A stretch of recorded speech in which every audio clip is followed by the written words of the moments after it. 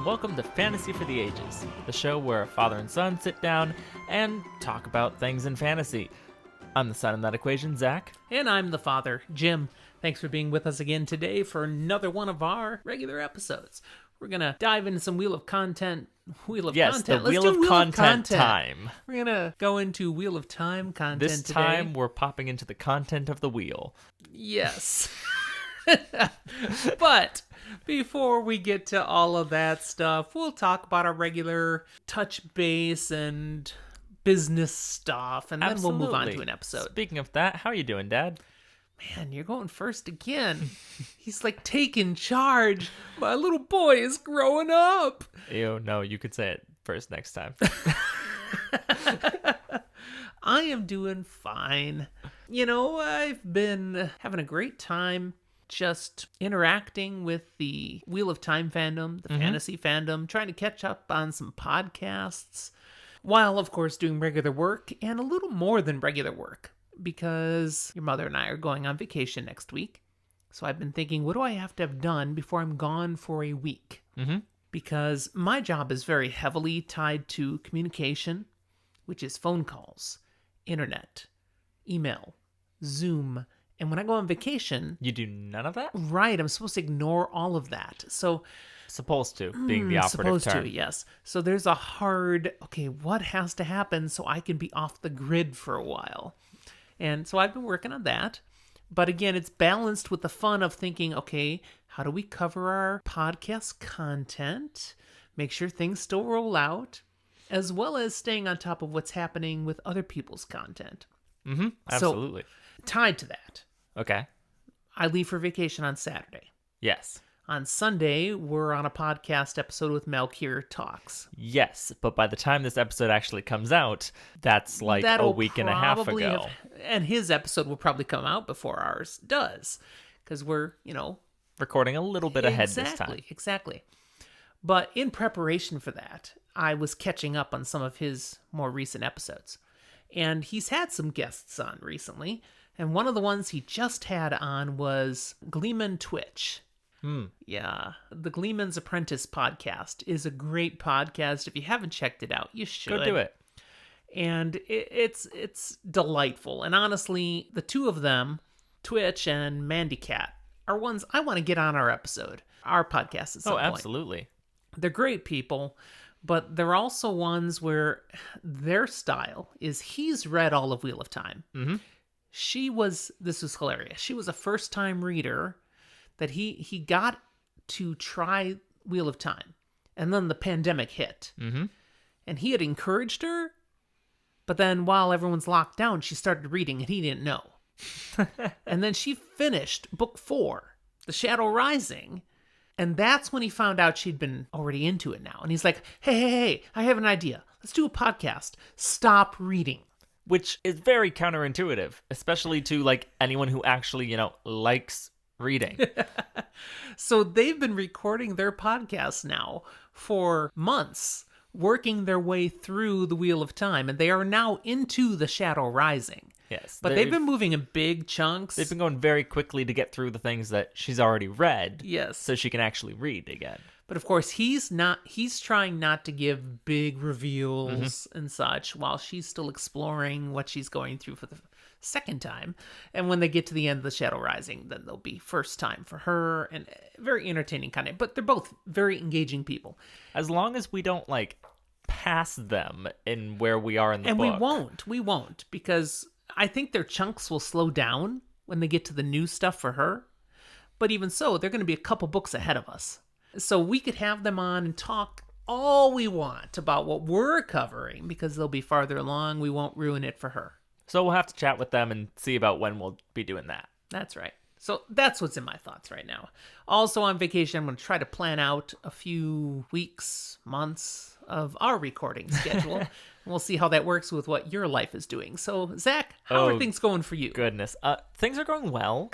I've mentioned I'm moving. I do have an apartment now completely. Have they approved you? Squared away. I got approved and signed lease stuff. So I only know I guaranteed it, so if he flakes, I have to pay. But but they I didn't won't tell be me flaking, you were so it's fine. approved. I mean, I got all the lease information and stuff, and I like signed everything away. So okay, that's I good. signed away my That's good. life, Yay! You signed away our lives. technically. So there's I still, have no doubt that he will come through. there's still a number of things I need to take care of before I actually move, but I won't be doing that for a little while. How here. many of the utilities are covered with that rent? Not a lot. Oh crap! Most of them are done through a little bit of a kind of extra bill on top, but still small through. One of them I have to pay direct. Which is Electricity, which is fairly standard for apartments and stuff. okay. The things that are metered to the building, like the sewage, water stuff, Flat fee. that's, spread through the apartment All right. complex All right. stuff. Probably more than they need to hear now. Absolutely. Sorry. You can cut, Sorry, guys. You can cut plenty of that, because Oh no, chances I are I won't. said plenty of false things too, even though I'm pretty sure I didn't. But no, I'm getting ready for that, and before that, getting ready to go up to Alaska for a wedding. It's two directions. First, you're going to go to the largest state.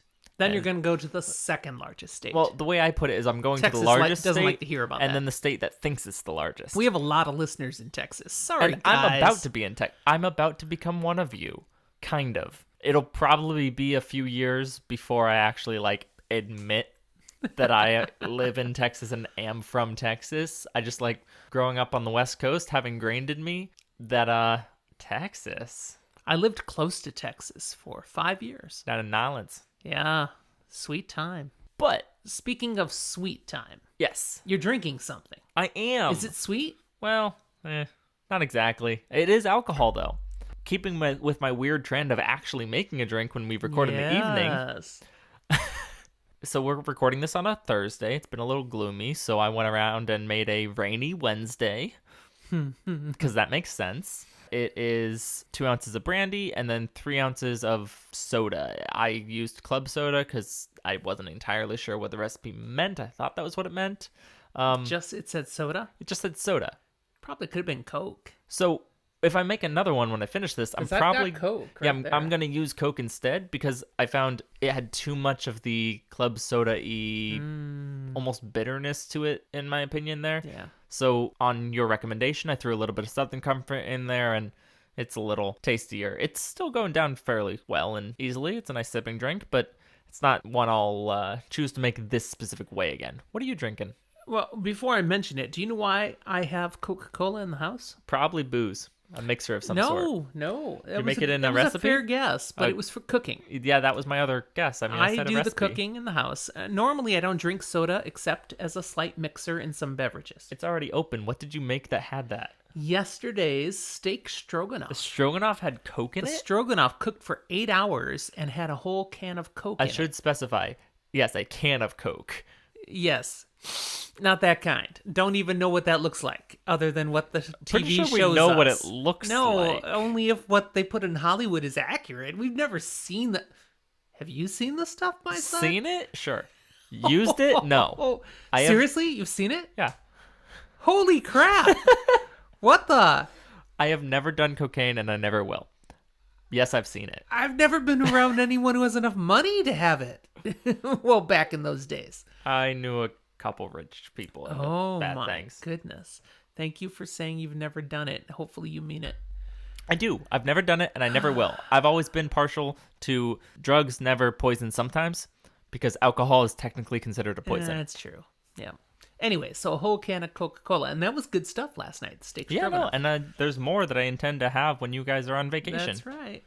We're cooking extra food this week, so he has stuff to sustain himself while we're gone. So now that they've heard about 10 minutes of our eating and drinking habits, So my drink tonight, I don't have a recipe for because I just went with an Old Faithful. It's a Long Island iced tea. which you do have a recipe for, but you don't make it based on whatever that recipe once was. It's much stronger than that. No, it's that recipe. It's the same percentages. You've posted this one before, yes? Yeah, I have, and it's still good. All right. So enough about all that. One little detail before we move into chapter 33 tonight. A little tidbit you noticed. And that is, we have a new nation with people downloading our podcast. At least to the best of our knowledge. If we've missed you in the past, or we've already mentioned you, either we're mentioning you now, or we're mentioning you again. I'm pretty sure they've not been on the radar before, and that's Uganda. We have some people, multiple, because it's not just one download, multiple downloads in the nation, the African nation of Uganda. Welcome. Yeah, glad to have you with us. We also have had an uptick in downloads in Brazil. Now, they were the one that entered South America into the list, but suddenly, there's a bunch more in Brazil. They're still going strong. Yeah. Welcome to the podcast. Glad to have you with us. Or as we like to always joke around with France, a lot of VPNs. Oh, I know that's the case with France. There can't be that many people listening to us in France. And if there are, please talk to us. Let us know. No one ever has emailed us or social media saying, I'm from France. No At one. least not a one. yet. So that is a challenge for you. If you are from France, prove it. And if you speak French and send an email in French anyways, fool us, because it'll be funny. Yeah. And don't be some idiot in Quebec saying, I'm from France. No.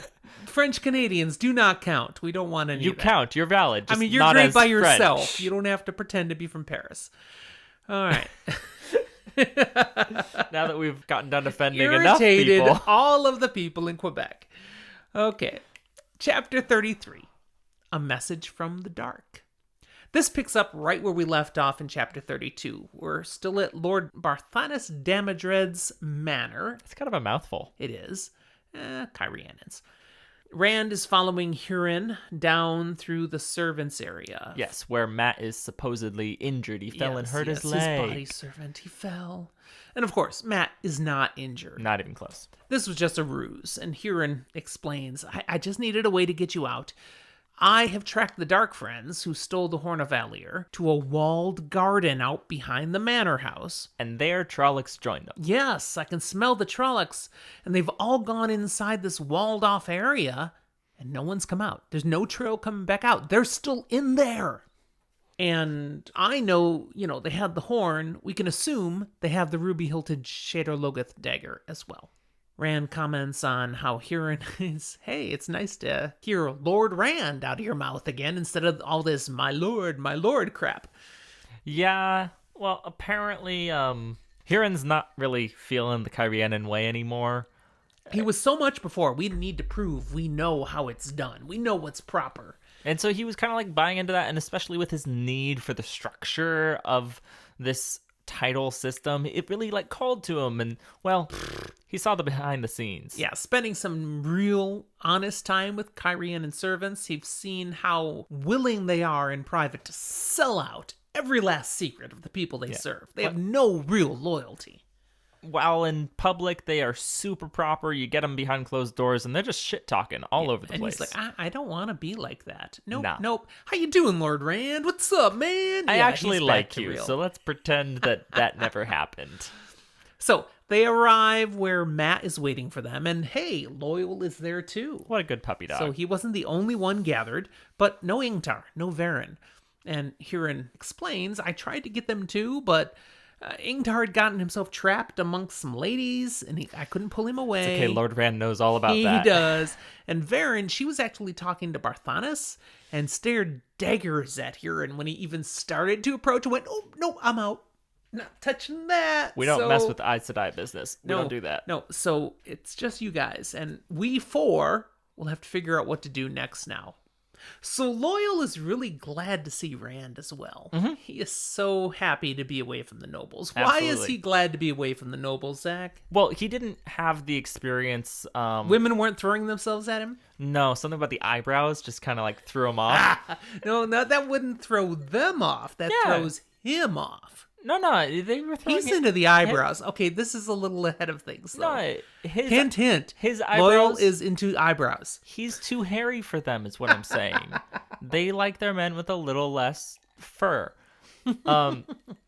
But while he's big, and that's Wait, you exciting, think he has fur? Well, I mean, when your eyebrows are described as being able to droop all the way to your chin, that's ridiculous and a little bit fur-like. Because I had a friend in Alaska whose eyebrows were pretty darn bushy. They were nowhere near that bushy. Okay. And Not like, that. if you've And got he might hair listen to the podcast, on your so ears, sorry, dude. If that's that was you thinking I was for talking about like, you. yes, we grow hair in our ears, but not to that extent. Well, I know the hair grows in the ears Plus, these days. I personally kind of sit here and go, Loyal's a little bit like a puppy dog, so I'm gonna just think of him as one. So what? Anyways, why are they after him? And it's not just the women. No, it's all the nobles. It's simply because he's an Ogier, and specifically, Loyal's learned through this interaction that he's probably the only Ogier in town. Everyone keeps asking. Well, I mean, someone else may have snuck in somewhere at some point. We don't know. I am suspending my disbelief that somebody might be a sneaky Ogier. Some rebel Ogier. But all the Ogier stonemasons, they all left. They did. They got fed up. Because King Galdrian, who had hired them to help for many years now rebuild the topless towers of Cairhien, he quit paying them. Mm-hmm. All he was paying now was promises. Why do you think he quit paying them real money, Zach? Well, the most likely thing in my brain, he broke. Mm-hmm. Or at least mostly. I mean, why else are you putting like your last efforts into excavating a statue to lift your glory up, if not to get people not focused on the fact that you don't have any money? Yeah, his reputation will only pay for so much. I agree with you. This is not I think Rome. The coffers are low. This is not Rome. Your best and most valuable good is not your name and your honor. It's money. Well, money matters. Where does a king's money come from? Taxes. Who pays taxes?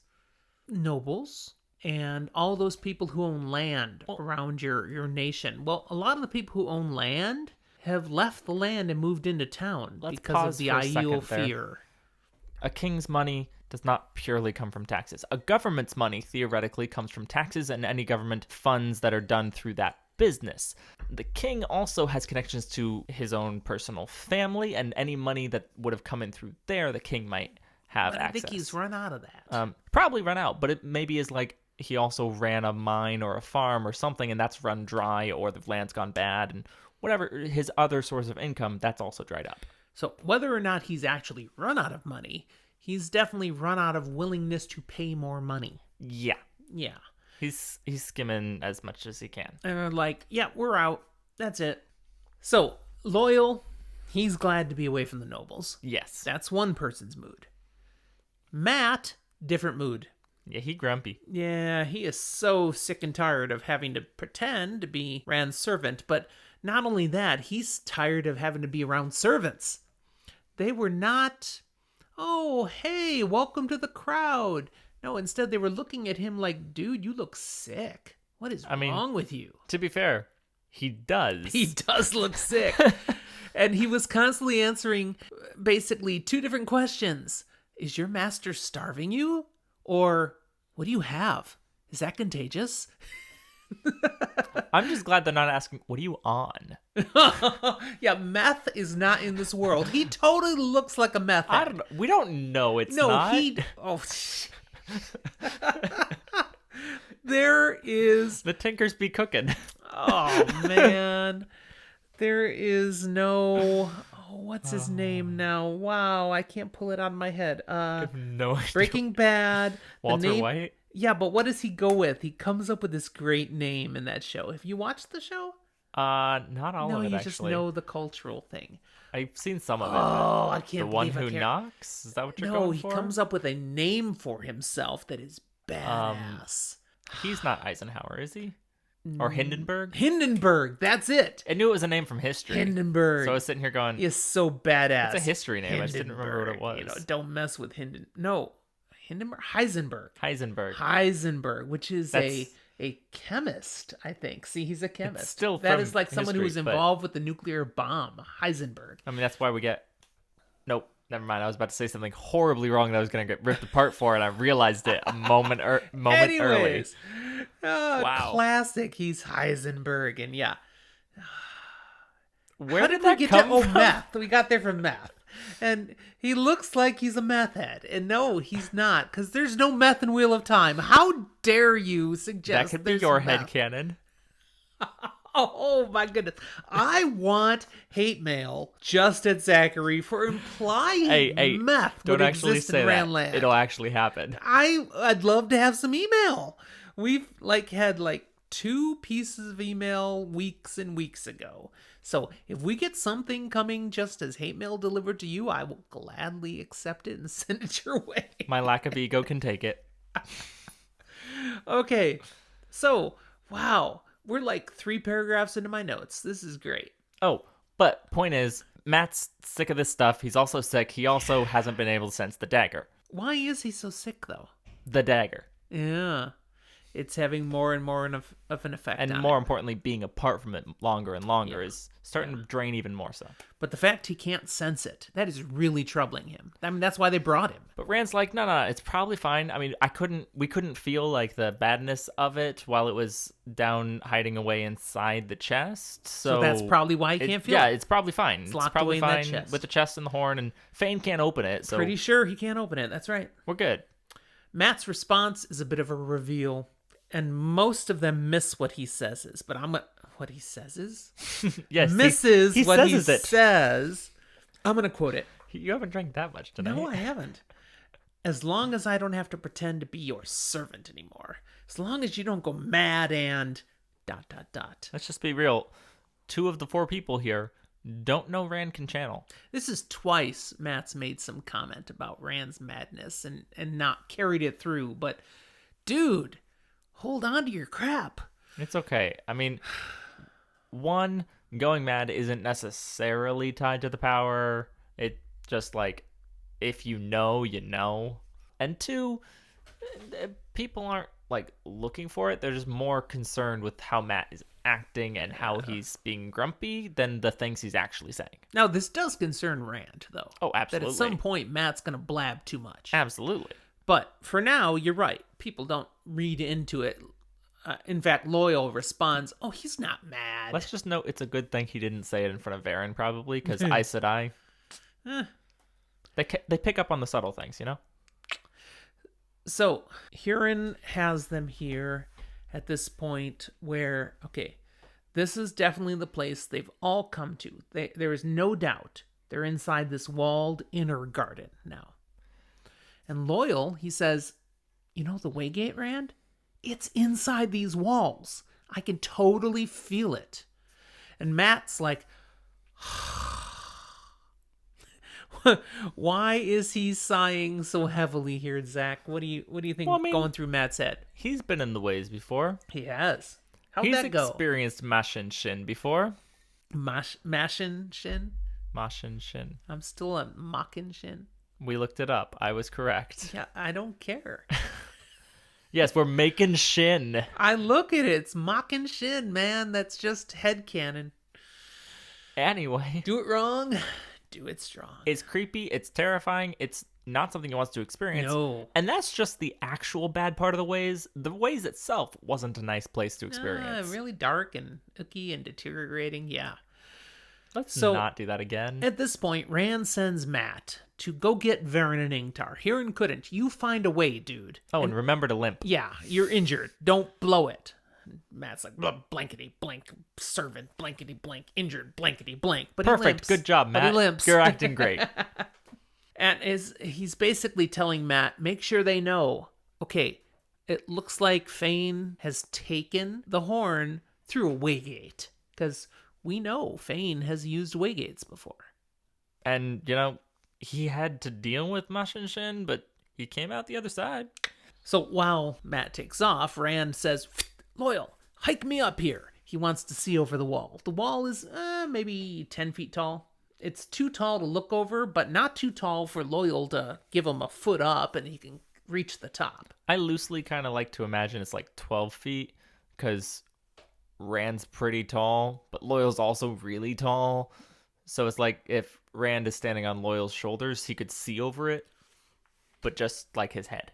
Well, when Rand is up there looking over, he doesn't waste any time. He hikes himself over onto the top and right over it, despite Loyal trying to grab his leg at the last minute to stop him. Yeah, because Rand's never had a weird or bad experience from falling off on the other side of a wall. And this is where I go with more like 9-10 feet tall, because Rand just drops himself over the other side. And 12 feet tall, that's quite a height to drop yourself Well, maybe from. it's not as high on the other side. The book says nothing about that. Exactly. It doesn't say. We don't know. We do not know. Anyways, here's Rand. And then the next thing you know, he's looking around, checking this place out, and then thump! Oh, Huron's behind him now. And Huron's giving him what for in a Lord Rand sort of way. Basically saying, things can be dangerous. You really shouldn't go into things like this by yourself. You never know what might happen. He's right, you know. And then Loyal joins them, who's pulled himself over the wall and chucked himself over the other side. I'll give it to you. It's probably closer to the 10 feet if Loyal can reach the top by himself. That's right. And so now they're all looking at this place, and Loyal is muttering to himself about how Rand's behavior is so rash and hasty, and if he keeps this up, he's going to get me in trouble.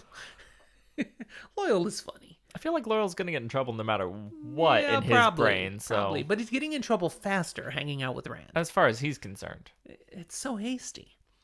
The Waygate, quickly identified now as they are here all together, and Huron, he can confirm, yep, this trail, it goes right up to this thing. He's like, I don't know how we'll be able to follow this, though. I've heard about the ways. If you go into these, you go mad. Well, I mean, it can be done. I mean, I did it. That's what Rand says. See, watch, I'll just do it. And he pulls off that trefoil leaf that's stone, but just pulls right away. And right away, the Waygate doors start to open, just like we've seen before. However, not like he expected before. Instead of the silver reflection showing, it's pitch black and starts oozing out. And Loyal shouts, "Mockin' Shin! The Black Wind!" So what's going on here, son? Well, remember when they exited the ways back in Faldara, they had seen a similar black terribleness coming after them and then trying to reach out the gate there, and they sealed it up, but it was a whole mess and it was nasty, and yeah. Here we got apparently it again. They opened it up here and it's bam, right boom. There. And all those same kind of things they heard back in Faldara are being heard here. Oh yeah, all those creepy like tasty ripping the flesh blood and bones tasting and rip and grind and oh yeah, great. But now there's something else being whispered. Yes. Althor, Althor, Althor. It knows your name. You're famous. That's new. And Rand, without thought, just instinctually, he reacts to that.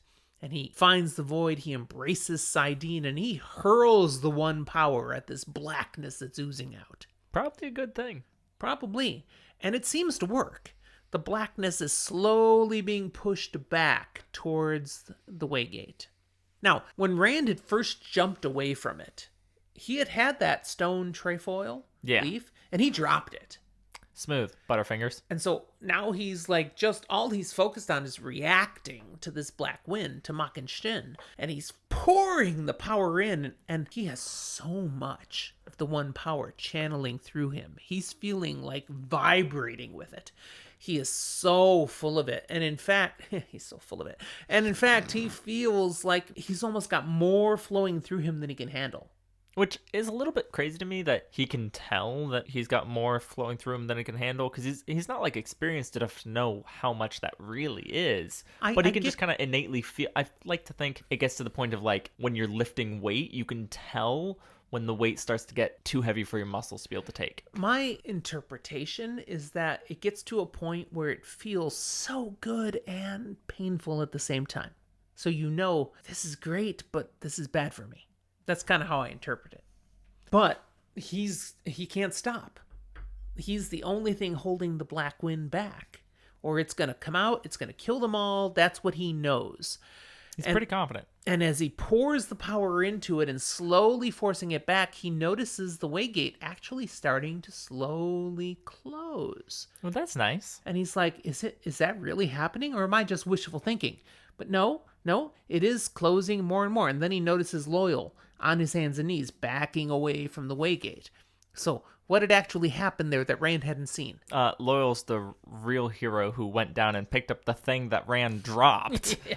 He found the trefoil leaf. In the middle of the Black Wind, he finds the trefoil leaf and puts it back on. Which closes the door. And when it finally comes to a close, Rand releases the void, collapses. He's got this feel. If that had lasted any longer, I don't think I could have taken it. So, was he really that close to just being kaplooey? He doesn't really know yet. He's still really new with this, I think. He has no clue, but And he yet knows maybe he he's was right on the edge he to burning was out. closer than he should have been. And yet, even with that close call, he feels like he's missing it already. But he also does feel this icky feeling. He does. He's tainted. But Yeah, it's a thing, the taint. anyways, But when you're full of the power, you feel so alive. Everything seems brighter, fresher, more vibrant, and yet you feel dirty. especially with this male half. Yeah. So they avoid dying, which Yay! is good. That's a good thing. That's They do a similar thing to what they did the first time, but going back over the wall. Huron first, and then and very pointedly, I'm going first, Lord Rand. that way, if there's crossbows, I die or something like that. Just makes so much sense. Duh. I mean, it's his job. I guess. Apparently, It's like a food even taster. though Rand's not what actually a great job in the Middle Ages. A food taster. unless your person actually is like attempted to be poisoned. Well, I'm saying you get all the best food in the world until the poison. You also don't necessarily get all of it. You just get like tastes of all of it. But they do keep you healthy. They need Enough. you alive to continue to taste the food. So, that's true. There's probably no fat food tasters. I don't know. You can get really fat on rice. I just have no idea. I wasn't alive there, and I don't know the historical accuracy enough to And know. You won't wander into it. I enough. literally All just right. don't know. So factual, my son. I like to. You're the history buff. Why don't you know? And I never came across that one. No, you liked your a little bit more modern, like early 1900s I ish. did. Like I read that 1,200-page book, The Rise and Fall of the Third Reich, for example. Deep history into World War II. It used onion paper, which is a really fine paper. Is that the kind that you often find in like In Bibles? Bibles. Yeah. Or dictionaries? Yes, because it was so fine. That's how you could have so many pages, and it was still heavy as heck. Yeah. I read things like that. It's kind of crazy. Now I spend all my time reading fantasy fiction. Oh, much more entertaining. Yeah, some people would think that's crazy, but Yeah, anyway. All right, so they're all over the wall. Rand concludes that, okay, you're right. We're going to have trouble following Fain now. He went through the ways, and there's like Mach and Shin in the way. So what do? Varen will know what to do. We need to get back to Varen and Ingtar. Varen will have an answer. That's what he says. And okay, so they all follow him. Let's go figure out what to do. And as they head back towards the building, they come upon Matt. Yep. And then they come upon Ingtar and Varen, but not right away. Matt had gone to find them, but he couldn't get them right away. Do they find Matt first? Yeah, he comes back out to meet them right at the point where they're heading into the building. He had been unsuccessful in being able to pull them away. So now together, they go back upstairs, because this is down the lower level. And Okay. Matt's efforts had some success, because now they find Varen and Ingtar together. I want the floor plan to this manor. Oh, lots of rooms, all Yeah, scattered. I want the floor plan to Barthanes' manor. I want to design it as a dungeon to run for my players. I want to run this party with an actual waygate in it, but then just like mess with the mechanics. Nice. So since Ingtar and Varen are together now, Yes. nobody else is by them. That's how it works, if you remember. Yeah, you don't hang out with people of your own party, or people won't come over and hang out. Well, if you're talking to someone, the rest of the nobles respect that. That's not entirely true. Sorta. When the women were talking to Rand, each one would just come up. Oh, but that was a special case. They were both being slutty. all three of them, and they knew exactly what each other were doing. We don't slut shame here. We empower them. No, these were slutty. So? Anyways, Ingtar and Varen are being left alone. So they come up to the room, they make eye contact to where Ingtar and Varen are, and everybody heads for the exit. Okay, so now they're all walking out towards the exit together as a group. Mm-hmm. And as they reach the exit, ta-da, Lord Barthanes shows up. And he's like, "What? You're leaving already? It's so early. Surely you'd like to stay longer." And they're like, alas, we cannot. We must go. We gotta go. And then they start walking out. I mean, he's like, "Well, please, come again." But then he grabs onto Rand's coat, holds him back a moment. And the others notice it. Matt even, hesitates, to stay with him. But nope, Rand's like, "Go, you're fine." He's not going to kill me in front of all these people. Yeah. Probably. And with this moment, just the two of them, Barthanes shares a private word, and we get something huge. It's pretty big. It is. Barthanes comments on his amazement that Rand is so deep into the great game. And it's proven by this message that Barthanes was given to give to Rand, and he's now decided he will give it. Yes. Rand asks, "A message? From who? Lady Selene?" He's got this Lady Selene fixation. He's got to get off of that. Maybe eventually. No, not Selene. Barthanes says, no, it's a person, and he doesn't know the person's name, but who he describes is we know who it is. Padden Fain. And he's got nothing but disdain for this person, but he says, "He has certain claims on me that I cannot ignore." What would those claims be, Zach? What do you think's going on there? Well, either he has very solid evidence that Barthanes is sleeping around, or has embezzled from the CRS. The Kyrianan Revenue Service? You got it. Thank you. You got with me. Galdrian is out of money, after all. But more likely, this is our confirmation that Barthanes is actually a dark friend. Ding, ding, not ding. just we think he's a dark friend, but now, we were pretty sure with the whole Waygate thing. Yeah. But now Trollocs we're in his manner. being told in our face. Yeah. Fain's got that over him. There's some sort of, dark friend password or something. He has to listen to him. He has some control over him. And here you go. So here's the message he's been given. He says he will wait for you on Toman Head. Well, that's convenient. He has what you seek, and if you want it, you must follow. If you refuse to follow him, he says he will hound your blood and your people and those you love until you will face him. And then Barthanes comments on believing this man is quite mad, but he's curious as to what he carries with him because he's got Trollocs to guard it. Holy cow, what? He just pours all this out. So I have a quick question that you might have to cut. You could try it.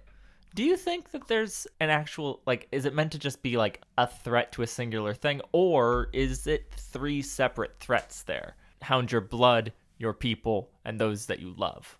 Nah, I think it's one big threat. I think it's one big threat as well, but I like the idea that maybe it's three. Nah, it's one. And hint, hint, this is foreshadowing. Yeah. This fits that category for our spoiler light. This will come back, and you'll go, "Oh, that's what it was talking about." But that's all we'll say right now. Let's just be real here. This is a really long fantasy series, and if you're a first-time reader, anytime you've got multiple characters and one of them says, "You'll rue the day," I mean, that's going to develop into something. Yeah, it might not actually be them ruining the day. There's going to be a day that develops into rue. And it may not actually be rude, but it might be... Did you say rude? Yeah. No, rue. No, rude. Like the past tense of rue.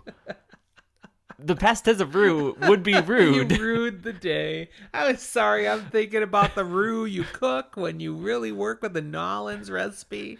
You make a good roux. Anyways, point being, there will be further conflict at the very least. Yes.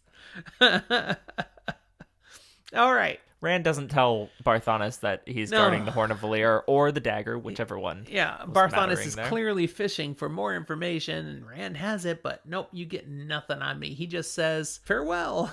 He doesn't say it quite nice like that, but he does basically bow out and hits the road. And he's feeling kind of overwhelmed. Don't you come back no more. Did you sing Hit the Road, Rand? Yeah. Nice. Thank you. Yeah. Because there's no Jack and there is a Jack in this show, book series. Yeah. Jack of the Shadows. Yeah. That could have meaning too. We hit the road with the Jack of the Shadows. We haven't got to that yet, though. No. No. So you guys have no idea what we just Ignore said. what we just said. You have no idea. Okay. Or you do, and hi. Ha. All right, so as Rand is going out to rejoin the rest of the group, he's feeling kind of shaken because he's seeing this message from multiple avenues. One, he's like, oh crap, Tommen Head again? That's what was written in blood back in Faldara, and he really wants me to follow him to Tommen Head. I mean, at this point, does he really have much choice? But he's also sensing, okay, he just threatened my dad and basically everybody in Emmons Field. If I don't follow him, that's what he's saying he's going to do. He's going to go hunt down anyone who's important to me, anyone who's part of my family. He's going to make them pay because I didn't come. Yeah, but Tam's the only one we really care about at this point, right? Because, I mean, Bella's not in the Two Rivers. Oh, come on. We know Bran Elvir. He's we a know good him. guy. Meryn Elvir. I'm not worried. They'll be fine. Come on. Abel Cawthon. They definitely be fine. Sen Bui. That old Thatcher, he can get you by some Trollocs. Anyways, at this point, he has this sickening image, the book says, of Trollocs descending in hordes on Emmons Field. Well, rejoining the group outside, Rand shares the understanding that Fain has taken the horn to Tommen Head. He's gone through the Waygate. He's probably waiting there for him. Varen declares, zip it. It's almost like someone actually realizes don't say all your secrets in public. Yeah, let's go back to the inn and we can talk. Now, once back at the inn, Varen wants more details. Yeah, tell me everything. Yeah, Rand shares the entire experience from the garden, including how Mock and Shin appeared to be standing guard at the Waygate. And Varen's like, that's bull. That's silly talk. No one can control the Black Wind. Not even 10 Aes Sedai working together could do that. So it must be coincidence. Now, Rand knows it's not coincidence. Why? Because it was saying his name. Yes, but he does not bring that up. I mean, he tells the whole story except for the part that it actually says he doesn't mention that. The part that's proof name, for or why the he or the thinks part what he that thinks. he's pretty sure he channeled it back. Nope, we're not going to mention that either. Ingtar, now he's despondent. The horn is lost. Oh, we can't follow through the ways. He could have taken it. Fain could have taken it to the Blight, to Tyr, to Tanchico. We have no way of knowing. Okay. He might be tanning on the beaches now, and we've Ingtar, got nothing. Shush. You're fine. We know where it is. He's freaking out, though. Yeah, we know where it is. Rand does. Rand already told... Wow. I had more of a W in it than an R. You said Wand? A little bit. I didn't hear Wand. You'll hear it in the playback a little bit. Going back many years ago, Zach had an issue with R's, and they used to come out as W's. But he's outgrown it. No, I haven't. Except apparently when he's had some bourbon and Southern Comfort. It's brandy. Brandy and Southern Comfort. And no, it happens sometimes. I didn't notice. Does Rachel think it's cute? I mean, most people who tease me about it say that they do, but I don't believe them for a second. I didn't even hear it there, though. Maybe it's more in your head now than you just know it kind of lent towards Sometimes there. it definitely is much. I mean, that was a weak one, I'll admit. Anyways, they know it's going to Tommen Head, and Rand did disclose that. Yes, and he's doubling down now. It's just, no, Tommen Head. Fain said it very clearly through that message to Barthanes. But Ingtar is like, it's a trick. There's no way. If he went to Tommen Head, why would he tell you he went to Tommen Head? That's stupid. Yes. But Rand is like, no. He wants me there. It's to lure me. He's not trying to lie. Okay, but I do kind of agree. That is stupid. It does seem like it. Ingtar's reasoning is not insane. Fain is. Mm-hmm. I'm sorry. Fain is, to the best of our knowledge. So doing something that is presumably stupid, that doesn't fit with the Shadows, Exactly. Despite all this, Rand line, is like, well, I don't care what you think, Ingtar. I'm heading to Tommen Head. So I'm leaving at first light. And Loyal's like, oh, dude, it's going to take months to get there. We're talking about clear across the continent. Yeah, but it's pretty big. but I am with you, my man. He's looking at the map. Yeah, it's like... I mean, like, you could go worse. Now, I say clear across the continent, and that's not true. It's clear across Ranland. Yeah, I The mean, we go continent much further stretches east across than the here. Aiel Waste and into Shara, which we don't know how long Shara stretches. No, we that's haven't on seen no a map complete map anywhere. We don't know for sure how far north or east that this map really goes. We kind of just see a southwestern corner, and it may not even be the southwestern corner. This could be like We have no idea. But just a head that nevertheless, sticks it's clear across the known reaches of Ranland. in our map. And it's going to take a long time to get there. Even if you ride your horse to death and grab another one instantly. Mm-hmm. But it doesn't matter. Rand's like, I don't care. I will do whatever I have to get there as fast as necessary. And Loyal's like, I'm with you. And he has great words here. I quoted them. You see, I like you. I would like you even if you weren't Ta'Veren. Maybe I like you despite it. You do seem to get me neck deep in hot water. Which is pretty high for him. In any case, I am going with you, and I don't think you can really stop me. Which is true. Try to stop an Ogier? Not gonna work. I don't know, Ren probably could. He wouldn't, though. No. Matt and Perrin, they jump right into, and yep, we're with you. Ingtar, he's still pretty cynical. It's clearly all a trick, but Varen tries to convince him, no. needs some therapy. No. Varen's like, I don't think it is a trick. And now we get a reveal. She was the one that saw what was written. Yeah, and Dark she saw that prophecies. dark prophecy In that she Faldara. kind of revealed a little bit more. She knew not only was it mentioned to go to Toman Head, but there's more to it that the dark believes there is more there. And So what she has learned convinces her that yes, we And- need to go to Toman Head. while she doesn't explicitly state it here, she knows the whole kind of bit with Toman Head being connected to the dragon in some way. And, well, she believes According to the that dark she's... prophecies. Yes. Yeah. But she believes that she's, like, in the same room as him, so... Yeah. Ingtar, he's still not convinced. And they can never get to Toman Head in time anyways. Fain will have had plenty of time using the ways to get there and use the horn and call the heroes and use them for the shadow. And he's like doom and gloom. And Varen's like, They could have done that dude, at any idiot. point. Yeah, they've had it for weeks.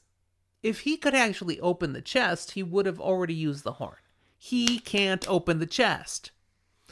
But then Ingtar's still, no, it's still too long. And now Varen's like, well, okay, you kind of have a point, though. What if he finds someone smarter than him? Yeah, if he's in Toman Head for that long ahead of us, he might find someone who can open it. So we do need to get there faster than otherwise. So we can't use that waygate in the Barthanis manner. So how about another waygate? I mean, there's one not that far in a Stedding. Stedding Sofu. At which Say point... Sofu or Tsofu? Sofu. It's like rats. Sofu. I was gonna say more like Tsar, but Same thing. Czar. yeah, but it's at Sofu. the beginning of the sentence or beginning of the word instead of the end of the word. It's the end of the word rats. Sofu. Same thing.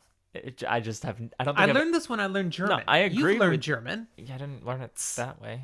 I've Sofu. never heard a description of a beginning word like that to an end. It works, Totally. but I've never heard it described that way. I well, was like, now you have. Sofu. Anyways, Loyal's response is, crap! let's not go there, please. No! Please. He doesn't say Please. anything, but Rand reads body language. He's like, okay, Loyal is not happy about going to this waygate at Stedding Sofu. And either it's about the Stedding or it's about going through the ways, but I can't tell which bothers him. Either way, Loyal's going, I don't want to go. I mean, I'll go, but I don't want to go. Which one can we be pretty sure it's actually about? I mean, both, but the Stedding. Yeah, he didn't enjoy his time in the ways. No, but, I mean, he was very hesitant and resistant. But he didn't have this reaction in Barthanis' manner, so it's clearly something due to the Stedding, and I think we'll learn more about that soon. Probably. But this waygate is not very far from Kyrien because they'd recovered this Stedding, the Ogier had found this Stedding relatively recently. It's still hundreds of years ago, but relatively recently. In Ogier time. Yeah. And they grew a waygate to it. And so it's there, just outside the steading. Let's go there. We should be able to use it. So they will leave for that steading at first light. Yes. That's what Perrin decrees. And as they all disperse to get what rest they can, the last few hours before they have to prepare and head off, Rand has a private word with Perrin. Specifically wants to ask about Matt, this sickly, wasting friend of his. Well, Perrin is saying, let's be real here. The healing that was done to him, clearly not as good as people hoped it would have been. I mean, she has checked on him many times over the last week or two while they were traveling to catch up with Rand. Matt is apparently at his full strength. He's he feels great. Healthy and hale, kind of. Looks horrible. And you can clearly tell his various vitality is draining away from him. He's got maybe a few weeks. That's what she diagnoses. A few weeks left. And then she says, and what of you, Randall Thor? Do you feel well? Do you fight it still? Or have you yet surrendered to the wheel? Rand replies, I ride with you to find the horn. Beyond that, there is nothing between me and any Aes Sedai. Do you understand me? Nothing. Which is exactly what he's been saying to Thom Merrilin multiple times. Methinks he doth protest a bit too much. Yeah? Really? Wee bit. Why do you think that, Zach? It just seems like he's like giving a really, really firm denial. And at this point, I'm like, Robert Jordan, you're foreshadowing that he's not done. But what about Perrin's question? Where she says, have you yet surrendered to the wheel? What is she talking about? Okay, so there's two pieces to this that I just kind of look at this and go, I feel like she's asking multiple different questions. I know she's asking different questions, but it's like said in a vein where it could be all the same. But this whole feel well question and then the have you surrendered to the wheel question, two separate questions. One's like, hey, you channeling, you going mad? What's up with that? The other's like, hey, you admit you're the dragon yet? Yep. She knows, and Rand's still not you're not going to use me as a false dragon. Thing. Yeah. Anyways. So, that's the end of that chapter. But now we get to move into a second one. We promise. We might not go quite as long this one. No, I'm not promising. I said might. But we're probably not. Because this is one of those great chapters where we're really just kind of... Robert Jordan's throwing us a few pieces of extra information of what's happening else in the world. I actually really enjoy these. Oh, yeah. And this is great. It's a break. And sometimes when I'm reading straight, I can't go straight into this chapter or these types of chapters because I feel like I'm breaking out of the straight narrative that I was in. It's true, though. But when I actually just sit down and read them, there's some of my most enjoyed chapters. You get so much information from these chapters.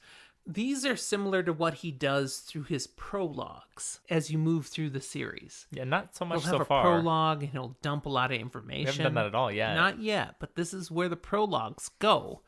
But throughout the series, he will still have these occasional chapters that are like mini prologue. It's just, I'm just going to give you some information I want you to have now. Anyways, lore dump alert, let's go. We're going to focus on two different POVs in this chapter. The first one is Thom Merrilin. Yes. We're at the next morning. Early in the morning. Early dawn is just rising. And yes. That was terrible. Thank you, sound effects, Zach. We actually have roosters in our neighborhood. I'm not cutting that. There's no way I'm cutting that. Oh, then I should have done it better. We have roosters, multiple roosters in our neighborhood. I go for walks in the morning, and these days it's June. When you the sun's already up, I don't hear it, but go a little earlier or later. In our neighborhood, literally, you just don't blocks mean away. enough that we can hear from the house, do you? No. Well, no, that's not true. Because I'm not sure I've heard them ever. You can hear them from the house sometimes. I've seen them. I don't think I've heard them. But they are not far away. Not like next door, but yeah, there's multiple residences within walking distance that have roosters. And it's really funny because if you stand in one place, you can sometimes hear that one of them is a little early. Yeah, I don't know anything about that. Premature in his... We have slightly demented rooster? What? He just gets really excited. Oh, the sun's almost up. I don't feel so bad about mine now. That was worse. Anyways, chapter 34 is called The Wheel Weaves. So let's see where the wheel weaves here. Okay. Thom walking home. He's been at Barthanes' manor. Like all night. All night, all morning. Finally got away. he was stuck there far longer than he expected, and honestly, far longer than most people were. Mm-hmm. Just a small core of nobles seemed particularly entertained with keeping Thom there. They just kept asking for one more specific tale one more Thom thing. acknowledges in his own head he made a mistake. Yeah. Because he'd been doing, as Rand saw, the Great Hunt for the Horn and all the tales from there. Yeah. But then he strayed off into other more common entertainment songs. And a clump of nobles really seemed to enjoy that, but enjoyed it for the wrong reason. Yeah. They were laughing at the wrong parts. And Thom kind of got the point eventually. They were laughing more at him than with him. Which is weird, because Thom's a really good performer. Yeah, but it's a Kyrianan thing. And yet he couldn't stop because they kept piling coins into his bag. He made a ton of money last night. Which, I mean, that's good. But he feels dirty about taking all the coins. So he's really irritated with himself as he's walking back to his place. He made a mockery of his craft, or rather they did. Yes. But he made money. Good phrase.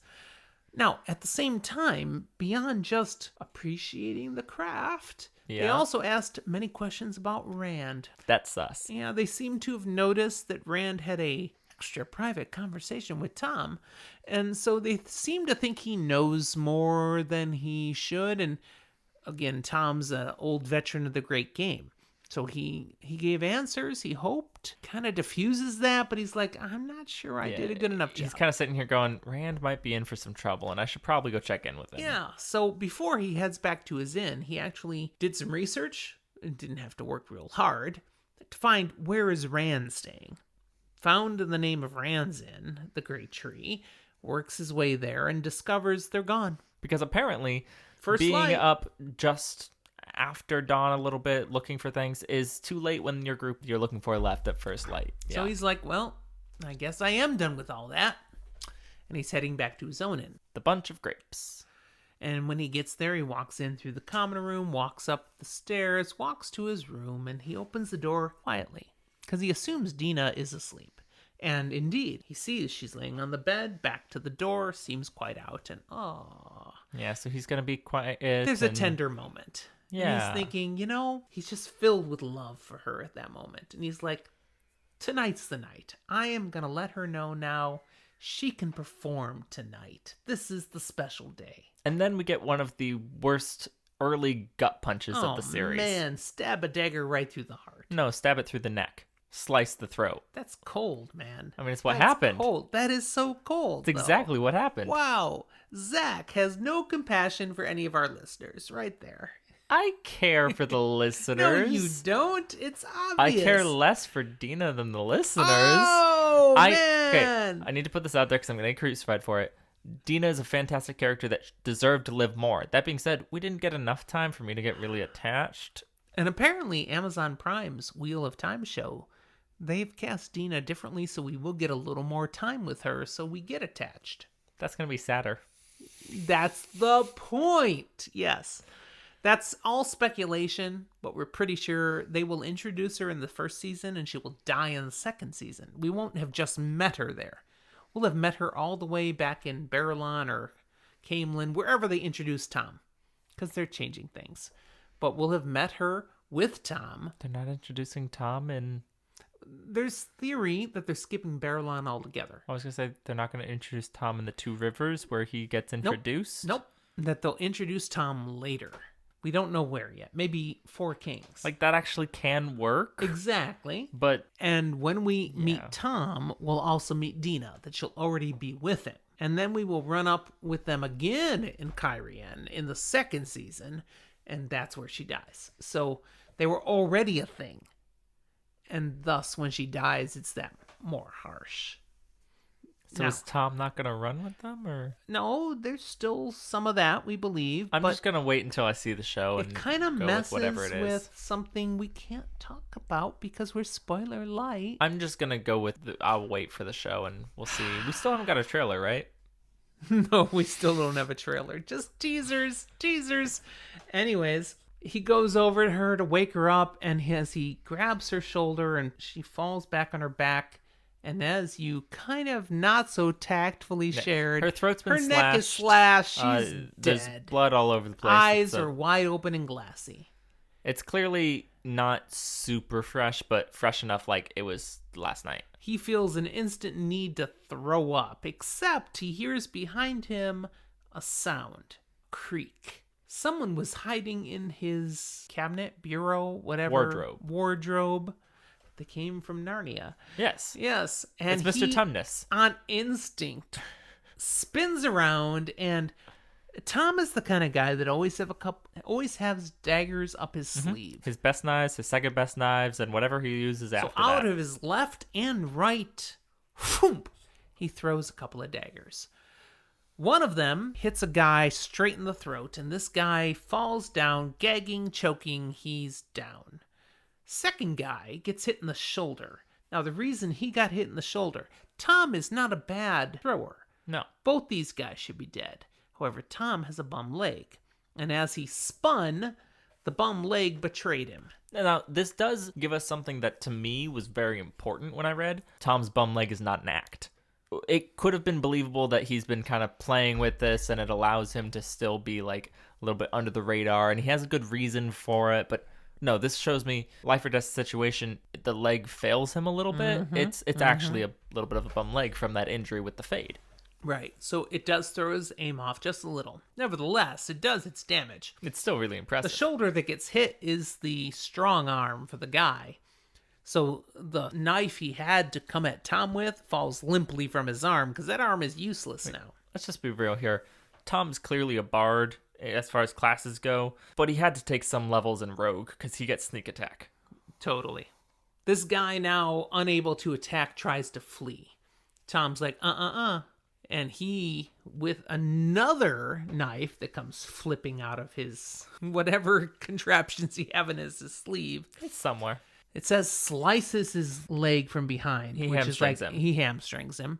The guy goes down.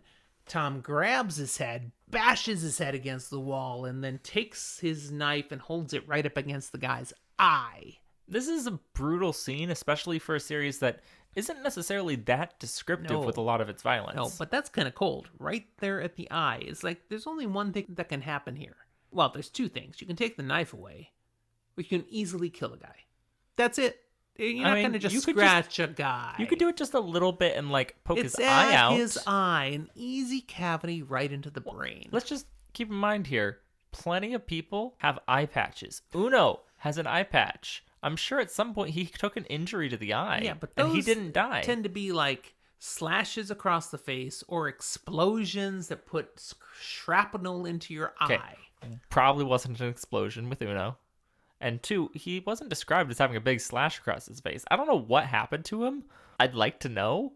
So if someone does out there know, I don't think we find out. Are taking knives and going poke. No, but stopping at there the clearly eyeball. was something that doesn't seem to have necessarily like caused a huge injury to his face. Fire, burning oil. I don't know what. There's lots of things that can I'm do really it. curious if there is an answer stray. out there.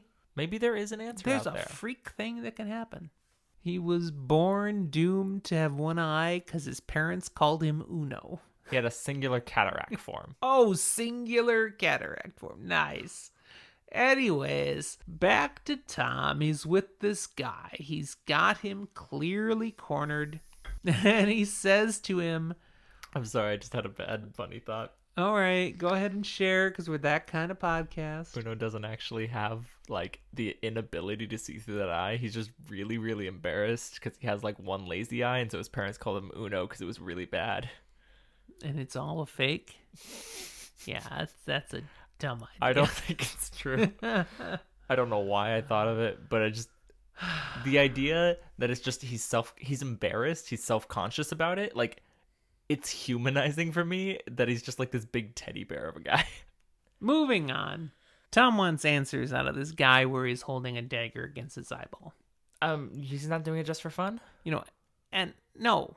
At this point, the guy's like, okay. Yeah, he'll talk. I'll talk. Whatever you want, man. And honestly, there's not a real issue here. Thom's going to kill him. Yeah. And the guy really knows Thom's going to kill him, but he's going to try to talk his way into at least a few more minutes. And Thom is told the man didn't mean to kill Dina. No. They were here for Thom. Yeah, they were looking for answers about that Andorran lord. This was all part of Days Dammar, the great game. This is Rand's fault. Says they'd been sent by Barthanes because Rand had been seen talking to Thom. And so he must know something. And then the man reaches for another knife out of his, I don't know, something in his boot or something, and Thom sees it and shoves the dagger right through his eyeball. And it's all over. Thom is upset then and frustrated. Dina's dead, and it's all because of Rand. And because of people thinking Thom is playing the great game again. It's so stupid because he wasn't. No. Dina had nothing to do with this, and he's just frustrated. It's going to get stupider. That it will.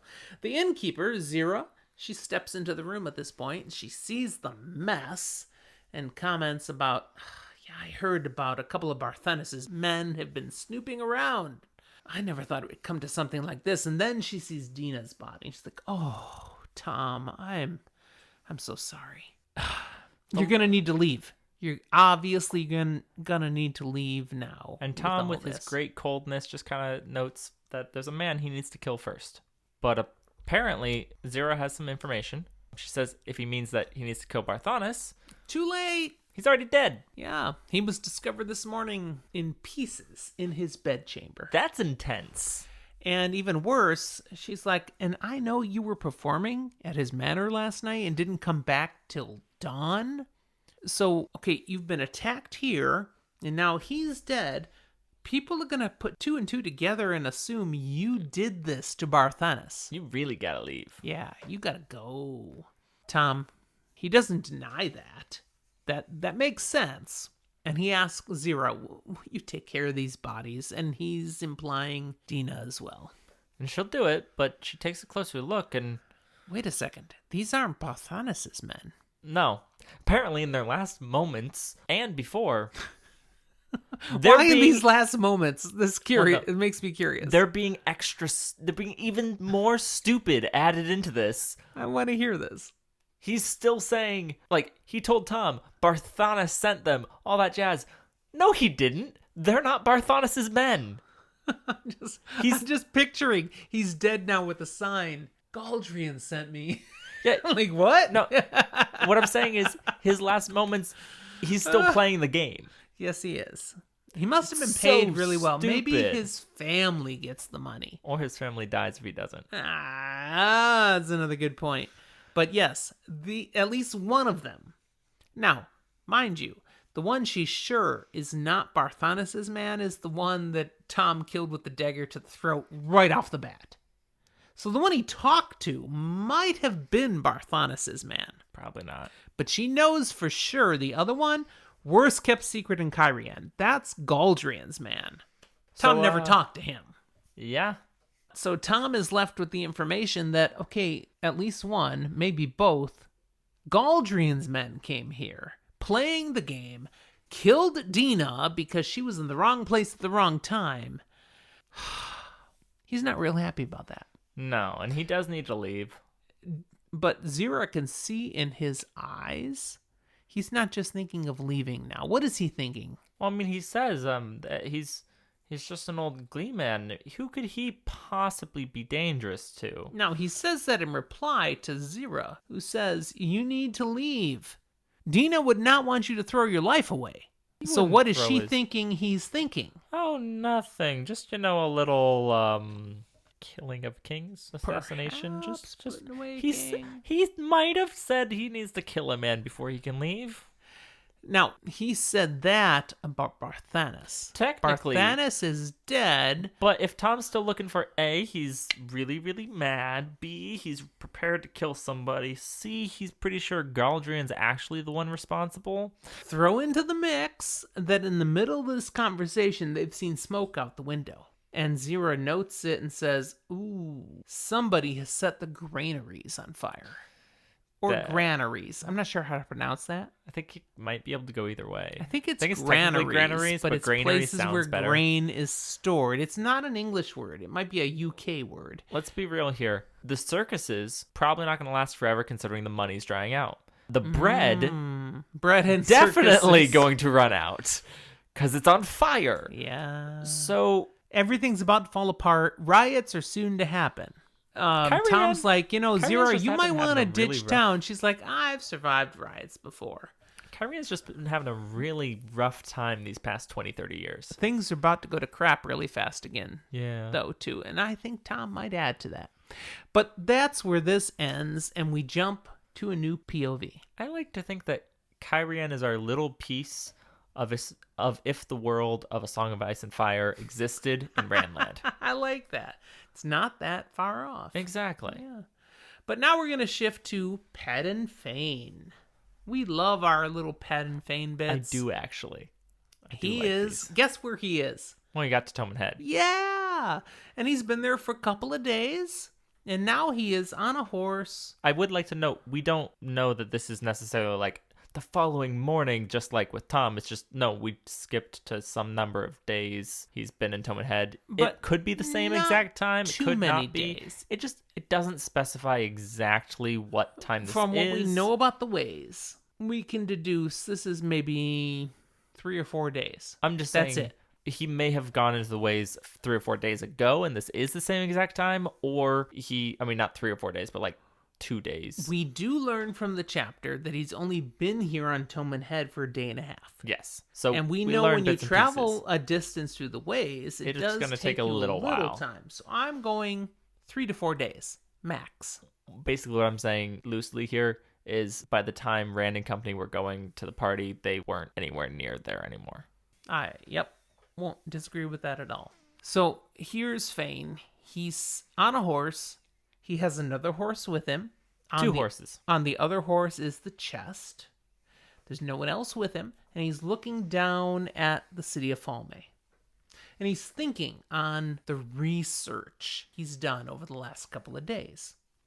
He came out of the ways, and the Dark Friends with him were quite unsettled about their travel through the ways. Yeah, they should be.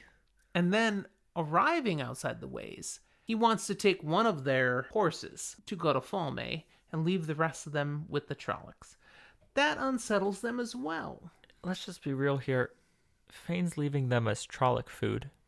Oh no, it's better than that.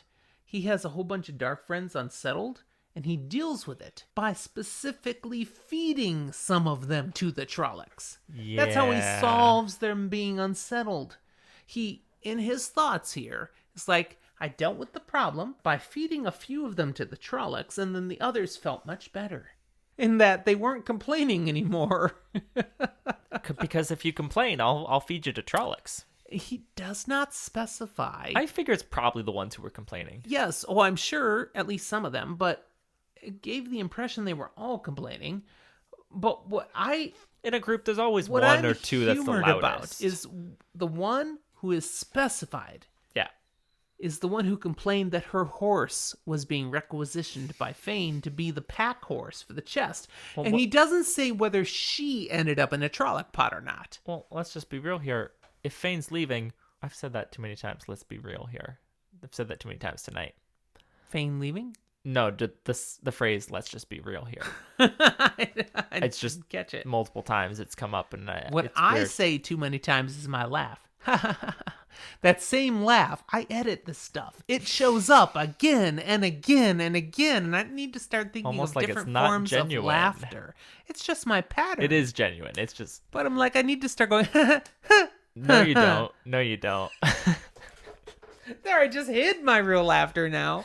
Now I'm conscious. But no, these dark friends who have horses are going to be sitting here going, Fain leaves, our best chance of survival is to get out of here as fast as possible. She loses her horse, she can't. But wait a second. The person who complains the most Is the one who's someone losing with her horse. initiative.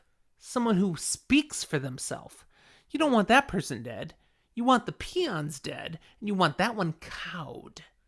Because that one has a little more... No, I'm just saying Oofda. she's speaking up because she's losing her Yes. horse, her way to run and away. I'm saying she's not in the Trolloc cookpot. It's peons in the cookpot so that she shuts up. Maybe. That's what I think. Maybe. That's a lot of talk about who's getting eaten by Trollocs. In the end Regardless of it, of which way probably it all of goes, them. the Trollocs are happy. No, Trollocs are never happy. They're not Well, hungry. let's put it this way. Trollocs can be happy. Trollocs are never satisfied. Now, this is going to get worse for the Trollocs, but we'll get to that a little later in the chapter. So Fain, he's thinking about that, but he's also thinking about what he's looking at. Yes, he's been seeing, as we know, that the Shan-Chan are starting to occupy the area. Yeah. And he's researched a little bit into them and their ways. Indeed. And the things he's learned. This stuff's crazy. But it's pretty good information as far as he knows. And there's a great quote. Again, I wrote this down. In his research. Here's what's written. It was never hard to find someone along, and I should try typing better when I write these. That's alone, right? It was never hard to find someone alone, and they always answered questions properly put. What does that mean? Well, properly ask the questioners. Put. Yes. Men gathered more information on the invaders, as if they actually believed they would eventually do something with what they knew. But they sometimes tried to hold back. Women, by and large, seemed interested in going on with their lives, whoever the rulers were. Yet they noted details men did not, and they talked more quickly once they stopped screaming. What a line. Mm-hmm. Children talked the quickest of all, but they seldom said much that was worthwhile. I'm like, holy crap, that's cold. I mean, I'd just like to point out here, he's got enough reference points for all three groups that he's tortured and killed multiple of all three groups. Yes, he is so insane, so calculating, so I don't care about anyone. I will get what I need. He was effective. Clearly, because now he's feeling ready to go down to Falme. He has the information he thinks to act upon what he needs. So that I don't concern people, I feel the need to mention I do not in any way condone or like anything that Fain has done here. Thank you, meth head Zachary. I'm just mentioning it. I also have never done meth. Add that to my list of cocaine and meth. Never done either. Zach. Okay, Fain hadn't believed 3/4 of what he learned about the Shan-Chan, but as he's moving more toward the city, he's like, my torture appeared to be more accurate than I thought. Yeah, maybe some of those tales, like those monstrous creatures. Yeah, these Grom? He's seeing them. What? And Lizard, frog things with 3 eyes? Holy cow. And holy lizard. Then we'll see these women who channel? Damane? Leashed ones? They're real. Wow. Huh. So maybe we should consider more of the things set under duress as being real. With that knowledge gained, Fain is good at faking it. He moves into the town. He goes right up to the home of the Great Lord, which we have visited once before. He announces to the guards that he has something with him, gesturing to the chest on the other horse, that the High Lord will want to see personally, along with myself, of course. He smoothly knows the words to say, I obey, await, and serve. Torture, again, gets you great information. And the response is pretty good. I mean, I feel like people are still looking at him as sus, almost of being like, too good at this. You're like one of these people out here. How do you know these things? But still, he's got the magic code. And he's got something to give as a gift. The soldiers grab the chest, they carry it in, they say, follow us. He does. And before long, he is before the High Lord Turok. Turok questions him as how he could have such a valuable chest, and Fain, he goes into a tale about, I was in disguise so that I could get this to you safely. There are those who would have stopped me, and yada, yada, yada. Fain is trying to feed him bull. And Turok, he steps up to the chest and click, click, clack, and he opens it. Click, Fain's clack, moo? like, yeah. Fain's like, oh, I did not expect that. That weakens my position a little that he was able to open it. But he adjusts the conversation. He's ready for where Turok takes us. Because Turok pulls out the horn and a dagger. And Fain talks of these are our great treasures of the Age of Legends. And Turok carries them off to another room and kind of makes a nod or a sign. And there's an aide in the room, Huan, Turok's personal aide, and he gestures, okay, follow. So they both follow. the Lord Turok. And in this other room, Mm-hmm. Turok has the horn. He has the dagger. He makes another little gesture, and a servant, one of these people in the diaphanous robes, just wanders up real quick, The sets a stuff little where you table. see the nudity underneath. Oh, yeah. Sets a little table there and scurries out of the way. And he sets down the horn. He sets down the dagger. He goes to grab a seat. And Fain, he cannot help himself anymore. The dagger is his. It's right there. It's right there. And he goes to grab it. And Bad Huon, move. this aide, grabs his wrist in an iron grip and basically twists, pins, whatever. He's got Fain immobilized. Mm-hmm. He's This like, guy's been taking his martial arts classes. Huon's like, no one touches the High Lord's property without losing a hand. But Fain, he's not deterred. He's like, it's mine! No, it's not. Turok's like, interesting. You would claim something that's yours inside a chest you didn't know how to open. That Tell you me gave to more. Me as a gift. So, tell me more. Fain is ready. To tell him a lot more bull. Man, he again. spins this yarn, this amazing tale, as he talks of his family, who once upon a time served the High King, Arthur Hawkwing. And then Hawkwing, of course, was betrayed by Aes Sedai, killed by Aes Sedai. And ever since that time, his family has protected the Horn of Valir.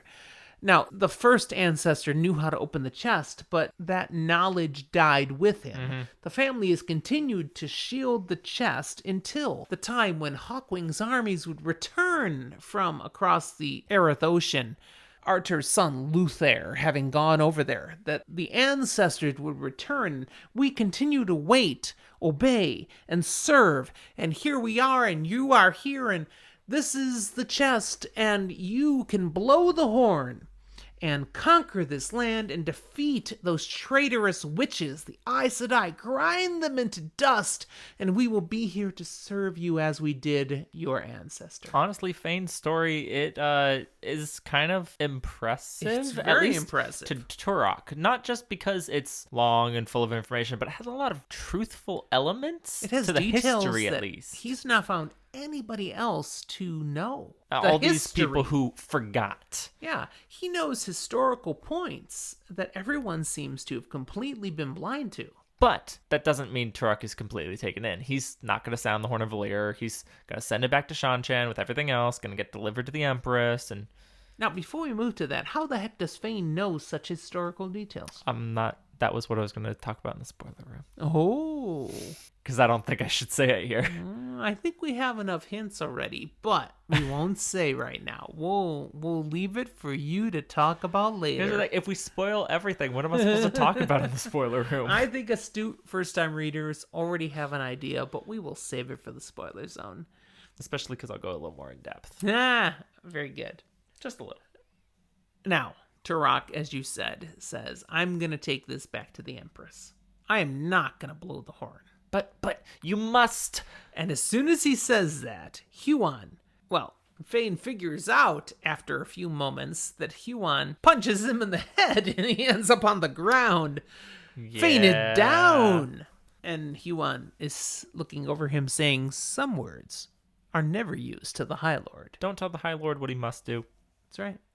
And we get a great line in Fain's thoughts here. Fain decided how the man was going to die. Hint, hint. That will come true. Will it? Oh, yes. Is that a spoiler? That is a spoiler light. Okay. He's thinking it, and I'm just saying, remember, he's thinking it right now. Because it's very entertaining if you remember he's thinking it right now. He planned it already. Now, there's some further conversation, mostly one-sided, as the High Lord details a few things here. And it's actually pretty significant exposition. Mm-hmm. Here's the key points. Turok suggests he may send Fain back across the ocean with the horn to Seander, to the Empress. Say that again for me? Seander. Really? You think it's Shandar? If it's the Shan-Chan, it's Shandar. Wow, it should... Oh, Shandar? Shandar. That makes sense. I don't know why I say it's Seander. Because when it's the Shan-Chan. Shan-Chan. Should be Shandar. I'm sure it's Shandar. Yeah. Man, I'm an idiot. I'm going to edit that out now. Actually, I probably weren't. You guys have it on the record. I'm an idiot. Particularly after a Long Island, I'm an idiot. Okay. Shandar. That That, one- makes so much more sense. Yeah. Could be Seander. Probably not. Unless it's the Only if it's Cianchin. Cianchin, which it could be, but it's not. Okay. I'm pretty sure when I was first reading it, I kind of read it that way until I checked. As Seander? No, as Cianchin or something. And then I looked and went, no, it's Sean. Okay. Anyways, I'm going to send you back across the ocean to Shandar, to the Empress, as a novelty, because you're like the only frickin' person I've met over here who remembers and waits for the return. You're a novelty. And Fain's like excited, and unfortunately can't hide that excitement, and suddenly, Turok's a little suspicious about that. Wait a Maybe I second. won't send you to the Empress. And maybe we won't send you right away. But He also says, he will not sound the horn. Turok "No, wrote. why not? Apparently, whoever sounds it is forever linked to it, at least until his death. Turok knows that, which I think is just impressive as is. He seems to know a lot about the old ways and the old history. He's a reader. But once someone has sounded it, then anyone else sounds it afterwards, it's Just a horn. just a bloody horn. And he happens to be 12th in line for the Crystal Throne. So if he did sound it, it'd be like he was I want to kicking be all the emperor. 11 people in front of him right in the teeth. And there's an understanding, he explains here, that those who are in line for the throne, it's actually encouraged that they fight against each other, that they prove their worth over and above each other. So all 11 in front of him would be expecting him, if he blew the horn, to be making his claim as being superior to them. And they thus, would follow through by sending assassins and killing him. all 11 would be trying to kill him. Even more, the Empress would be trying to kill him. Because if you're first in line, it's assumed that you're going to kill the Empress at some point and try to take their But place. not only that, the Empress currently, it's on record, favors her second daughter as her heir. Now, any of these could be the heir, but she has made it clear Tuon, her second daughter, is her favored one, and she expects this person to become the new Empress. So if you're outspoken about being a heavy rival there, She might take you out just to get you out of Tuon's way. basically blowing the horn would be a death sentence. Yep, even if you showed up saying, I pledge my undying loyalty to you, yeah, you blew the horn. You're dead. Because once you're dead, the horn is mine. When you're So dead, you're dead. He's like, I am not blowing that freaking horn. I am sending it to the Empress. And not only that, I am saying very clearly, I am not blowing the freaking horn. I am sending it to the Empress because there are listeners. The ears have walls. Tell us about the The listeners. walls have ears. The ears might have walls, but that does not help them listen. I mean, I like to think the What do ear the, canal what's the has listeners, walls. dude? Tell us about listeners. I mean, they're basically spies and secret police all in one. Anywhere in the Shanshan Empire, there can be people who are officially listening for the Empress. I like to think it's somewhere between like the Gestapo and the Spanish Inquisition. I go to the KGB. In the Soviet Union, they Yeah. were famous for the KGB were everywhere listening. Or for those of you listening right now, hi FBI agents. So we know listeners are everywhere, and you don't know who might be listening. He actually says, Huan, who I've known since childhood, might be a listener. I can't know. And if a listener hears that I would say anything with a whiff of unfaithfulness, I could get turned over to the Seekers of Truth. And they will do anything they have to dig the truth out of you. They are the Spanish Inquisition. I get the impression here that listeners and seekers have like a similar vibe and method to the Children of the Light. Oh, but they're much but colder. they're actually, I mean, they're colder, but they're actually also respected and like given authority. I'll get the authority part, but not respected. Feared. I mean, Absolutely feared. to an extent, it's kind of synonymous. I get sometimes. nobody likes the listeners or the seekers, so there's not respect. You don't have to we like won't someone. do a thing to put ourselves at risk of you grabbing us. You do not have to like someone to respect them. I don't get that they respect them, though. It's just absolute terror. Here's where I say respect. They have a position of authority. That authority is respected. We'll differ. That's all right. It's not a big thing. Yeah, anyway. Going on with that, Turok notes that, no one would shed the blood of someone with the blood of Arthur Hawkwing, which he's implying he has. But I mean, they could be hung from a silken bag. Yeah, if they were found guilty of something bad, treason, something, that's the punishment. They get hung in a silken bag from the side of the Tower of the Ravens. Until the bag rots away. Or, so literally, you're just left there hanging. Or something. Or... You just left there hanging. You die there. And eventually the bag deteriorates. That's cold. We also get one more piece of information, that the place where the Empress rules in Shandar is called the Court of the Nine Moons. Cool. Okay, information. There's our lore dump. Yeah, lots of exposition. And we the chapter concludes. The ending. Yeah. Turok deciding, Fain, you're going to amuse me. You're going to stay with me.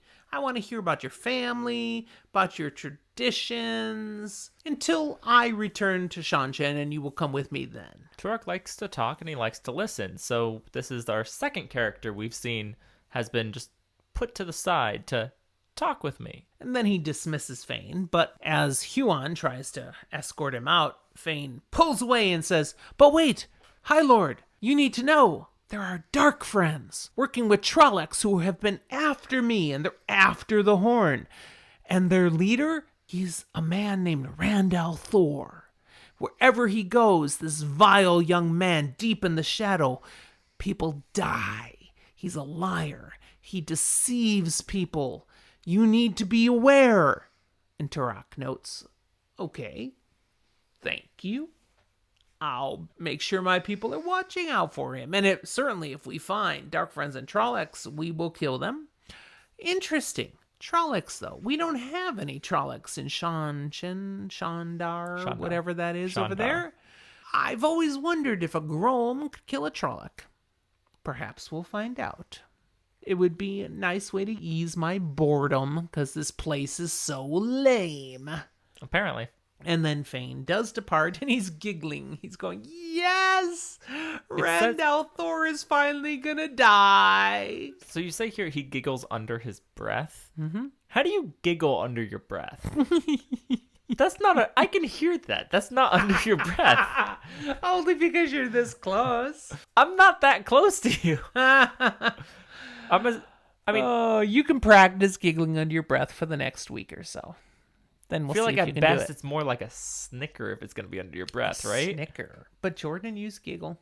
It's just weird. And Fain is thinking, not only will he finally see Althor dead, the world will pay for what was done to him.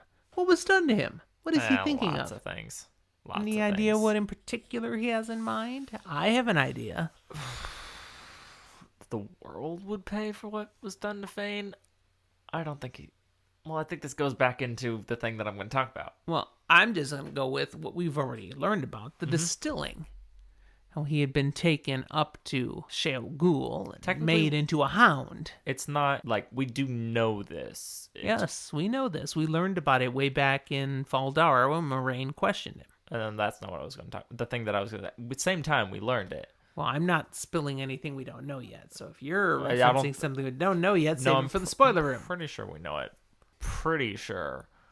I don't think he's talking about Fain. I don't think Fain is talking about Fain. I think Fain's talking about Fain. He is, but he's not. And I'll go a little deeper in the spoiler room. Something from Sheol Ghul or Shadow Logoth. We can get to that in the spoiler room it has if you been like. mentioned. But anyways, that's the end of the chapter. It's also the end of our episode, so that's where we will stop our regular content.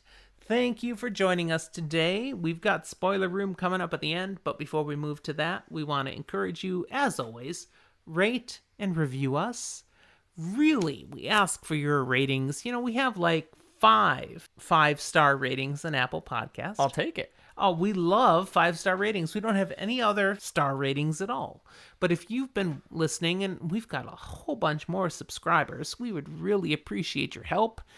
Give us a rating. You can give us a review too, but just click a star. Doesn't take much time or effort. Preferably 5 stars. Don't click a star. That sucks. Click 5 stars. Let us know that's why you're listening. You're enjoying the content we're putting out. We'd appreciate that. And if you want to write a review, add to what's there already. Thank you so much. But if you want to talk just to us or share any information, maybe things that you disagree with or that you missed, or rather we missed, reach out to us at our email, fantasyfortheages@gmail.com. You can connect to us on Discord. I'm putting a fresh, making sure it's working, Discord link every time we have one of these. Seriously, I make sure that they're set up as the link will last forever, and yet some of the links have turned out to be bad on our older episodes. I don't know how that works. Discord is free. I can't complain about a free service, but I'm making sure the current ones are relevant, and I'm also putting a active link on our Twitter account information. So if you find the link is bad, go to our Twitter and use the Discord link there. Come join us on Discord. Talk about what you thought about the episode or anything else about fantasy fiction. But as he mentioned, we also have a Twitter. You can find us there. We post relatively often. As often as Zach gives me content that I can put on Twitter. I'm not going to say it's every day, but it's most days. It's every day because I come up with something, but Zach helps out periodically. When I can and think of something. But we also do technically have a Facebook, and we post our drink recipes amongst some other things on our Instagram. Absolutely. And if you'd like to support us in an elevated way and be able to interact at higher levels with this podcast, Such as live. we have a Patreon page. So the link to our Patreon is there. You can go there and support us as little as $1 a month. And you're saying, hey guys, I appreciate you and I want to be able to join you occasionally for a live recording.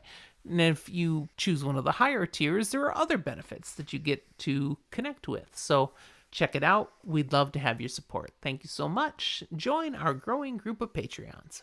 Now, all that being said, it's time for us to enter the spoiler room. So, rock, paper, scissors, who's going to spoil first?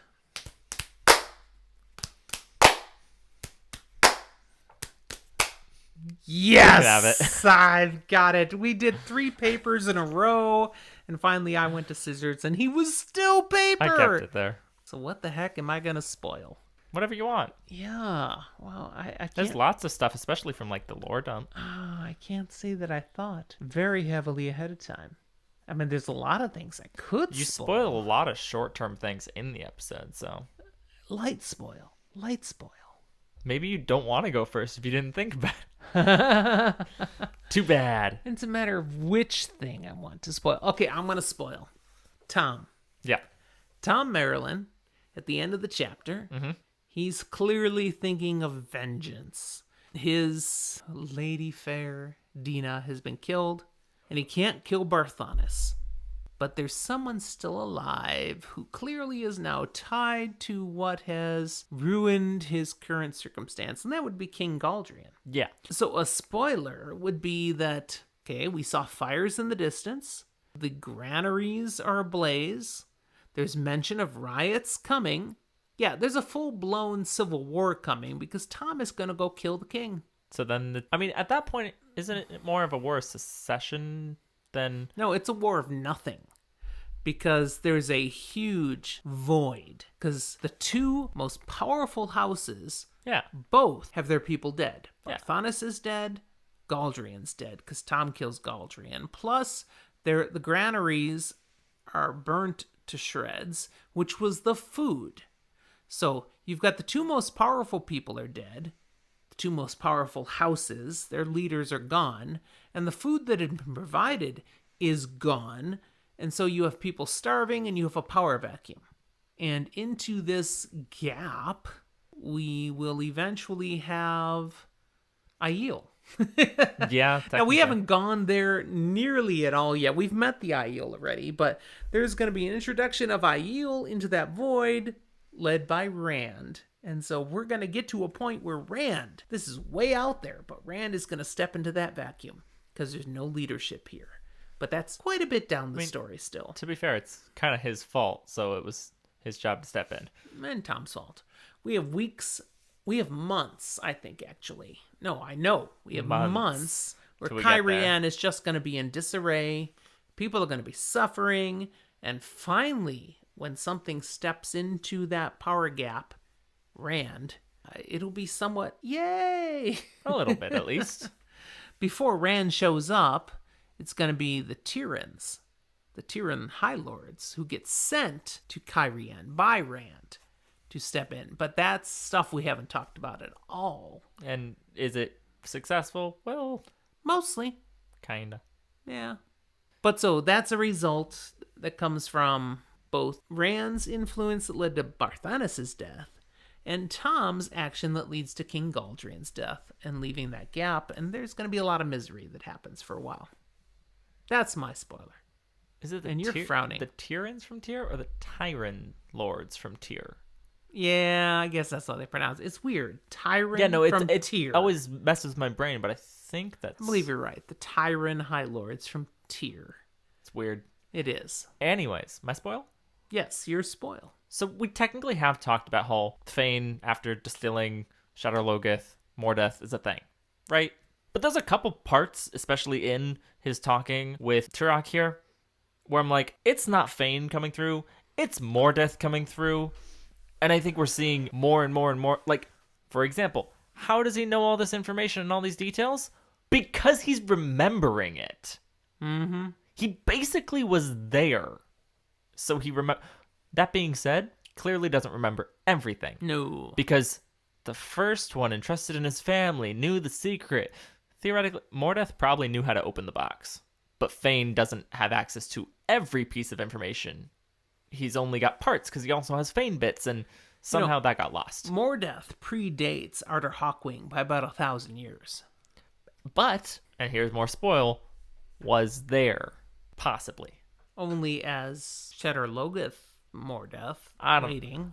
I like to think that, yes, the Arthur Hawkwing stuff, that was Ishamael's doing, right? Yeah. But the evil that Shadar Logoth wants nothing to do with Ishamael and but the Dark One. One. Keeps tabs here and there with pieces of the world. Not everything. Can't escape the walls. Exactly. But it catches bits and pieces that came in. Okay. It also was around before Arthur Hawkwing. Yes. It's reasonable back then. Knew about the actual, like, the box, Age of Legends stuff.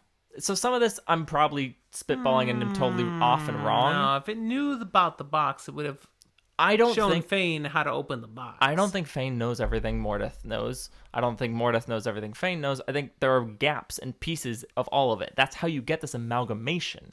You don't get full two people perfectly seamlessly What's the box put together. from? Age of Legends. Right. Mordeth is not Age of Legends. No. Mordeth is more recent, thus Mordeth doesn't know how to open the box. That would imply that no one more recent can know how to open the box, and yet we've seen people here 3,000 years later knowing how to open the box. Some who have studied information from the Age of Legends know how to open the box. Maybe. That's some of them how I interpret that. I think some of them who know how to open it may have studied that and may just also have interest in things similar. Some may just be Hellraiser fans and know how to open a box. I don't think every Aes Sedai necessarily studies everything from the Age of Legends. Are you familiar with Hellraiser at all? Is that the guy with all the needles in his head? Pinhead, yeah. Yeah. And there's a box. And it's a bad thing when you open the box. Yeah. Okay, that's another dark road. But the other... Oh, goodness. What was the other big piece of Fain stuff that I wanted to talk about here? I don't know. You're spoiled. We're about to hit 2 hours on the recording. I don't know. My brain is fried. We've been at this 2 hours for 2 chapters. I think it's been long enough. Fain, Mordeth, all that stuff. Great stuff. I have lots of thoughts and I want to know more, and I'm down to have a whole episode just talking about them. And maybe we'll invite a guest on to just talk about Fain. That sounds kind of fun. But until then, we'll talk to you next time.